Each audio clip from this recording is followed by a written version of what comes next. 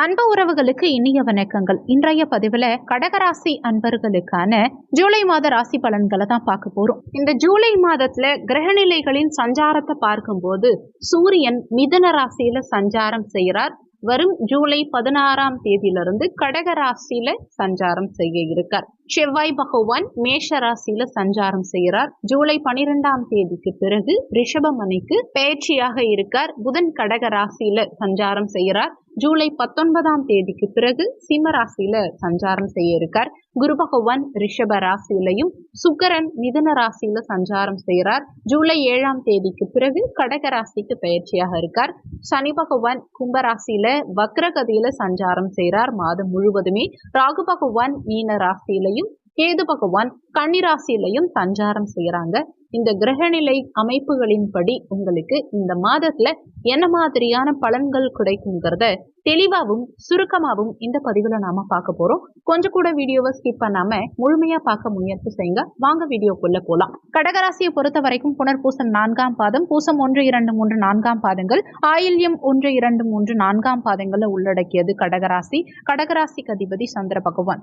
வீடியோல சொல்லக்கூடிய பலன்கள் ஆண் பெண் இருபாலருக்கும் பொருந்தக்கூடிய பலன்கள். கடகராசி அன்பர்களுக்கு உங்க தனஸ்தானாதிபதியான சூரிய பகவான் மாத துவக்கத்துல 12ஆம் பாவகமான விரயமோட்ச ஸ்தானத்துல மிதுன மனையில மறைஞ்சு சஞ்சாரம் செய்யக்கூடிய அமைப்பு உங்களுக்கு சில தொந்தரவுகளை குடும்ப வகையில கொடுக்கும். பொருளாதாரம் சார்ந்த வகையிலையும் தன வருமானத்திலையும் கொஞ்சம் தொந்தரவுகளை ஏற்படுத்தும். தன வருமானம் ஓரளவுக்கு இருந்தாலுமே அதை கையாளும் விதங்கள்ல மாத முற்பகுதியில கொஞ்சம் கூடுதலாவே கவனம் எடுத்துக்கணும். குடும்பத்துக்காக நிறைய செலவுகளும் இந்த காலகட்டத்துல செய்ய வேண்டிய சூழலை உண்டாக்கும்.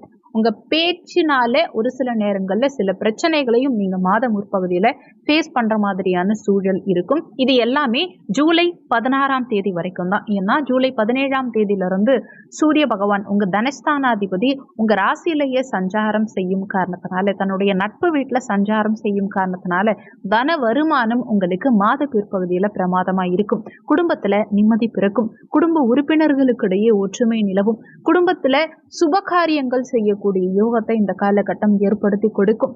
உங்க பேச்சினால அனுகூலங்கள் இருக்கும். பேச்சு சார்ந்த தொழில் செய்யறவங்களுக்கு, தன்னுடைய மூளைய மூலதனமா கொண்டு வேலை செய்யக்கூடிய கடகராசி அன்பர்களுக்கு இந்த காலகட்டத்துல நல்ல முன்னேற்றம் இருக்கும். சொன்ன சொல்ல காப்பாற்றுவீங்க. வாக்கு பலிதம் இருக்கும். தனம், குடும்பம், வாக்கு சார்ந்த விஷயங்கள் மாத பிற்பகுதியில உங்களுக்கு சிறப்பாக இருக்கும். முயற்சி ஸ்தானமான 3ஆம் பாவகத்துல உபஜயஸ்தானத்துல கேது இருக்கிறது விசேஷம். 3ஆம் இடத்தை குரு பகவான் லாபஸ்தானத்துல அமர்ந்து தன்னுடைய பஞ்சம பார்வையா பார்க்கும் காரணத்தினால முயற்சி ஸ்தானம் வலுவடையும் காரணத்தினால நீங்க எடுக்கும் முயற்சிகளில் இந்த மாதம் முழுவதுமே மேக்சிமம் வெற்றி கிடைக்கும். தைரிய வீரியம் உங்களுக்கு அதிகரிக்கும். எதுவா இருந்தாலும் சரி, என்னால முடியும், என்னால சமாளிக்க முடியும், நான் பார்த்துப்பேங்கிற மன தைரியம், உத்வேகம் இந்த மாதம் முழுவதுமே உங்களுக்குள்ள சிறப்பாகவே இருக்கும். முயற்சி ஸ்தானாதிபதியான புதன் பகவான் மாத துவக்கத்துல 12ஆம் பாவகத்துல மறைஞ்சு சஞ்சாரம் செய்கிறார். ஜூலை 29ஆம் தேதிக்கு பிறகு உங்க முயற்சி ஸ்தானாதிபதி புதன் பகவான் உங்க ராசியிலேயே சஞ்சாரம் செய்யும் காரணத்தினால மாத பிற்பகுதி உங்களுக்கு சிறப்பாகவே இருக்கும். இளைய சகோதர வகையில கடந்த காலகட்டங்கள்ல இருந்த பிரச்சனைகள், தொந்தரவுகள் அனைத்துமே இந்த மாத பிற்பகுதியில உங்களுக்கு சாதகமாகவே முடியும். சகோதர வகையில அனுகூலங்கள் இருக்கும். ஏன்னா சகோதர காரகனான செவ்வாய் பகவான் மாத முற்பகுதியில ஆட்சி பலம் பெற்று சஞ்சாரம் செய்யறதும் விசேஷம். அதே மாதிரி மாத பிற்பகுதியில, அதாவது ஆணி 28 ஜூலை 12ஆம் தேதியிலிருந்து குருவோட இணைந்து லாபஸ்தானத்துல குருமங்கல யோகத்தோட செவ்வாய் சஞ்சாரம் செய்யக்கூடிய இந்த காலகட்டம், இந்த மாதம் முழுவதுமே உங்களுக்கு செவ்வாயினாலையும் நிறைய அனுகூலங்கள் நிச்சயம் இருக்கும். சுகஸ்தானாதிபதியான சுக்கிர பகவான் ஜூலை 7ஆம் தேதி வரைக்கும் 12ஆம் இடத்துல மறைஞ்சிருந்தாலுமே ஜூலை 7ஆம் தேதிக்கு பிறகு கடக ராசியில உங்க ராசியிலேயே சஞ்சாரம் செய்யும் காரணத்தினால ஜூலை 7ஆம் தேதிக்கு பிறகு பூமி, மனை, நிலம், இடம், வண்டி, வாகனங்கள் வாங்கக்கூடிய யோகத்தை கொடுக்கும். அசையா சொத்து வாங்கக்கூடிய யோகத்தை கொடுக்கும். சொந்த வீடு கனவாவே இருந்தவங்களுக்கு இந்த காலகட்டத்துல, அதாவது ஜூலை 7ஆம் தேதிக்கு பிறகு முயற்சி செஞ்சா நிச்சயம் சொந்த வீட்டுக்கு செல்லக்கூடிய யோகத்தை கொடுக்கும். ஒரு சிலருக்கு நீண்ட காலமா விற்பனை ஆகாத இடங்கள் எல்லாம் கூட விற்பனையாகும். புதுசா இன்னொரு இடம் வாங்குறதுக்கு, வீடு கட்டுறதுக்கு வண்டி வாகனங்கள் வாங்குறதுக்கெல்லாம் இது சாதகமான காலகட்டம். ஏன்னா வண்டி வாகன காரகனான அந்த சுக்கிர பகவானே உங்களுக்கு சுகஸ்தானாதிபதியாகவும் இருக்கார். அவர் உங்க ராசிக்கே வரும் காரணத்தினால நீங்க நீண்ட காலமா வாங்கணும்னு நினைச்ச வண்டி வாகனங்களை, உங்க மனசுக்கு பிடிச்ச வண்டி வாகனங்களை ஒரு சிலர் இந்த காலகட்டத்துல வாங்கி மகிழ்வீங்க. பஞ்சமாதிபதி செவ்வாய் பகவான் மாத முற்பகுதியில தொழில் ஸ்தானத்துல ஆட்சி பலம் பெற்று சஞ்சாரம் செய்யறதும் உங்களுக்கு விசேஷம்தான். மாத பிற்பகுதியில, அதாவது ஜூலை 12ஆம் தேதிக்கு பிறகு குருமங்கல யோகத்தோட சஞ்சாரம் செய்யும் காரணத்தினால நீண்ட காலமா குழந்தை பாக்கியம் இல்லாத கடகராசி அன்பர்களுக்கு நிச்சயம் இந்த காலகட்டத்துல குழந்தை பாக்கியம்ங்கிறது கிடைக்கும். என்ன காரணம்னா, குழந்தை ஸ்தானம் இந்த மாதம் முழுவதுமே மிக பலமா இருக்கு. குழந்தை ஸ்தானாதிபதி குழந்தை காரகனான குருவோட இணைந்து அந்த குழந்தை காரகனான குருவும் குழந்தை ஸ்தானத்தை பார்க்கிறார். குழந்தை ஸ்தானாதிபதியான செவ்வாயும் தன்னுடைய சொந்த வீட்டை குழந்தை ஸ்தானத்தை 5ஆம் இடத்தை பார்க்கிறார்.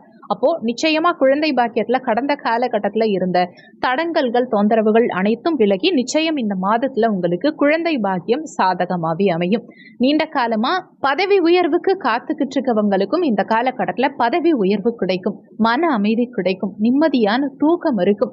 6ஆம் இடத்து அதிபதி லாபஸ்தானத்துல சஞ்சாரம் செய்கிறார். லாபங்கள் இந்த மாதம் முழுவதுமே உங்களுக்கு சிறப்பாகவே இருக்கும். தொழில் தானாதிபதி லாபஸ்தானத்துல பாக்கியாதிபதியோட சேர்க்கை பெற்று சஞ்சாரம் செய்கிறார். பாக்கியாதிபதியும் தொழில் ஸ்தானாதிபதியும் இணைந்து லாபஸ்தானத்துல குருமங்கல யோகத்தோட இருக்காங்க. அப்ப தொழில் வகையில மிகப்பெரிய லாபம் இருக்கும்.